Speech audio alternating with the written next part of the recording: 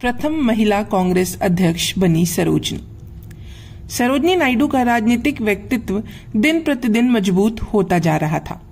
उनके व्याख्यानों एवं सामाजिक कार्यों ने उन्हें लोगों के बीच लोकप्रिय बना दिया था।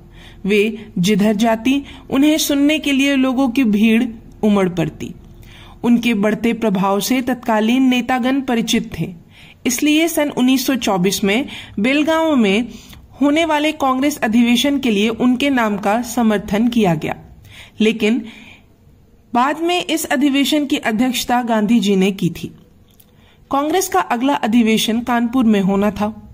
इस बार गांधी जी ने इसकी अध्यक्षता के लिए सरोजनी नायडू का नाम प्रस्तावित किया।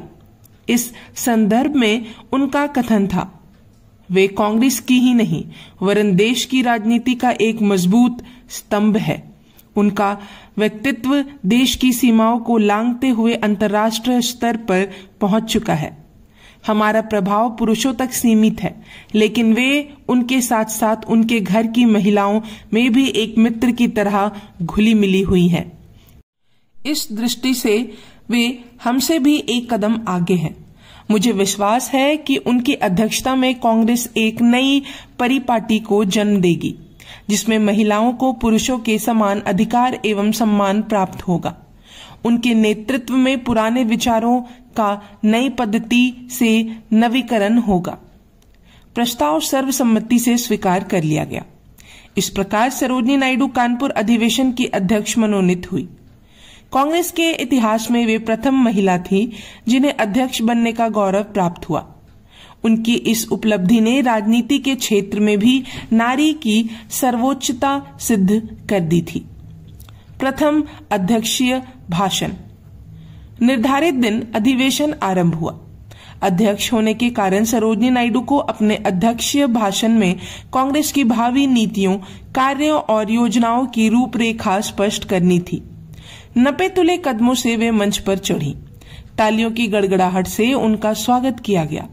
तत्पश्चात वे सभा को संबोधित करते हुए बोली, मित्रों, एक महान पद का भार और उच्च दायित्व मेरे अकुशल हाथों में सौंपकर आपने मुझे जो असाधारण सम्मान प्रदान किया है, उसके लिए आपके प्रति आभार प्रकट करते समय मेरे मन में जो गहन और संश्लिष्ट भावना उमड़ रही है, उसकी अभिव्यक्ति के लिए यदि मैं मनुष्य की भाषा के सभी कोश को टटोल डालूं, तब भी मुझे आशंका है कि मैं पर्याप्त समर्थ और सुंदर शब्द नहीं खोज पाऊंगी।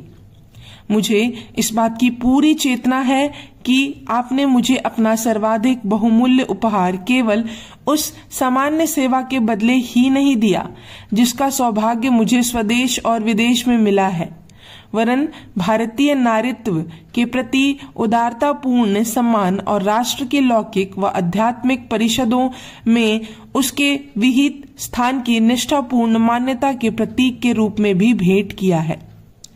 आपने प्राचीन परंपरा का अनुसरण करते हुए भारतीय नारी को उसका सनातन पद पुनः प्रदान किया है, जो उसे हमारे देश की गाथा के एक सुखदतर युग में कभी प्राप्त था।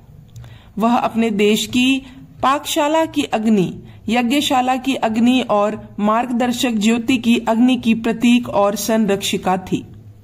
मुझे विश्वास है कि आपने मुझे जो महान दायित्व सौंपा है, उसकी पूर्ति के सिलसिले में मैं भी उस अमर आस्था की एक ज्योतिर्मय चिंगारी सुलगा सकूंगी, जिसने निर्वासित सीता की तपस्या का पथ प्रशस्त किया और जिसने सावित्री के अडिग चरणों को मृत्यु दुर्ग के द्वार तक जाने की शक्ति प्रदान की। मैंने एक भारतीय माँ के नाते पालना झुलाया है और कोमल लोरियां गाई हैं। वही मैं अब स्वतंत्रता की ज्योति जगाऊंगी।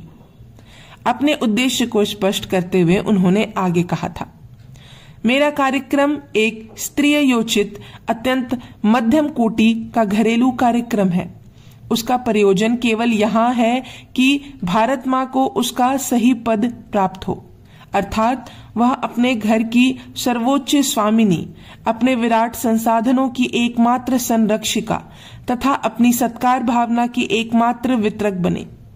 अतः भारत माता की एक आश्वासन बेटी के नाते मैं आने वाले वर्षों में अपनी मां के घर को व्यवस्थित करने, विभिन्न संप्रदाय और धर्मों से निर्मित उसके संयुक्त पारिवारिक जीवन को चुनौती देने वाले त्रासदीय झगड़ों को निपटाने तथा उसकी दीनतम, समर्थम एवं पोषित संतान, अतिथियों एवं उसके आंगन में आने वाली अपरिचितों के लिए समान रूप से उपयुक्त स्थान तथा प्रयोजन और मान्यता प्राप्त करने का निम्र किंतु कठिन कार्य पूरा करने की चेष्टा करूंगी। सांप्रदायिकता के संदर्भ में अपने विचार प्रकट करते हुए उन्होंने कहा, अब मैं अत्यंत झिझक और खेद पूर्वक उस समस्या पर आती हूं जो हमारी समस्याओं में सबसे अधिक चिंताजनक और त्रासदायी है। मैंने अपना जीवन हिंदू मुस्लिम एकता के स्वप्न की पूर्ति के निर्मित समर्पित कर दिया है। अतः मैं भारत के लोगों के बीच फूट और विभाजन की कल्पना कर खून के आंसू गिराए बिना नहीं रह सकती। वह मेरी आशा के मूल तंतु को ही भंग कर डालती है। यद्यपि मेरे मन में इस बात का पक्का विश्वास है कि सांप्रदायिक प्रतिनिधित्व का सिद्धांत चाहे संयुक्त निर्वाचकों के मध्य से लागू किया जाए अथवा पृथक निर्वाचकों के मध्य से, राष्ट्र एकता की संकल्पना को कुंठित करेगा। तथापि मैं यह स्वीकार करने के लिए बाध्य हूं कि आज हम बढ़ते हुए सांप्रदायिक द्वेष, शंका, अविश्वास, भय और घृणा के कारण जिस अत्यंत तनावपूर्ण, अंधकारमय और कटु वातावरण में जी रहे हैं, उसमें कोई संतोषजनक अथवा स्थायी सामंजस्य तब तक संभव नहीं है जब तक कि संशयातीत देशभक्ति से उत्पन्न उन हिंदू और मुस्लिम राजनीतिज्ञों के बीच उत्कटतम एवं धैर्यपूर्ण सहयोग उत्पन्न न हो, जिन पर कि इस विनाशकारी रोग का रामबाण इलाज खोजने की नाजुक और कठिन जिम्मेदारी है। मैं हिंदू भाइयों से प्रार्थना करती हूँ कि वे अपने उस परंपरागत सहिष्णुता के उन्नत स्तर तक उठें जो हमारी वैदिक धर्म की मूलभूत गरिमा है। यह समझने की चेष्टा करें कि इस्लाम का बंधुत्व कितना सघन और दूरगामी यथार्थ है जो 7 करोड़ भारतीय मुसलमानों को एक सूत्र में पिरोता है तथा वे उन मुसीबतों में पूरा हिस्सा बटाए जो इस्लामी देशों पर तेजी से टूट रही है और उन्हें विदेशी शक्तियों की सैनिक तानाशाही की एड़ियों के नीचे कुचले डाल रही है। जहां तक मुसलमानों का प्रश्न है, मैं अपने मुस्लिम साथियों से निवेदन करूंगी कि वे सीरिया, मिस्र, इराक और अरब की मुसीबतों की चिंता में इतने व्यस्त न रहें कि अपनी उस मातृभूमि भारत के प्रति अपने सर्वोच्च कर्तव्य की चेतना ही उनके मस्तिष्क से समाप्त हो जाए, जिसे उनके निष्ठा और वफादारी पर पहला अधिकार और दावा करने का हक है।